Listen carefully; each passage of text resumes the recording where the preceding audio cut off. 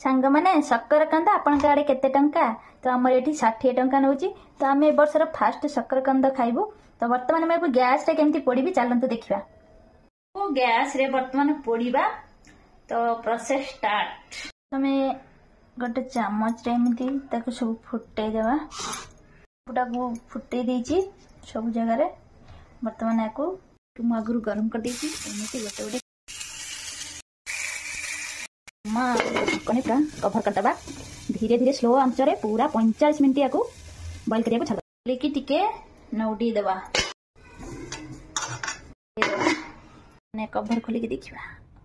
देखंतु पूरा चुल्ली रे जेमती पोड़ा जाए सेमती पोड़ी हो जाए कंदा पूरा सिझी जाए कंदा पोड़ा वर्तमान हम रेडी है तो चलते छड़े देखा तो बढ़िया से सिझी जाए देखंतु हाँ सिझी जाए बढ़िया से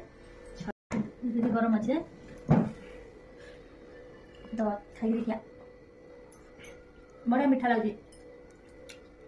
तो आप चाहिए गैस रे आराम से आधा घंटे 45 मिनट अधा घंटे भीतर कंद पोड़ी पारे।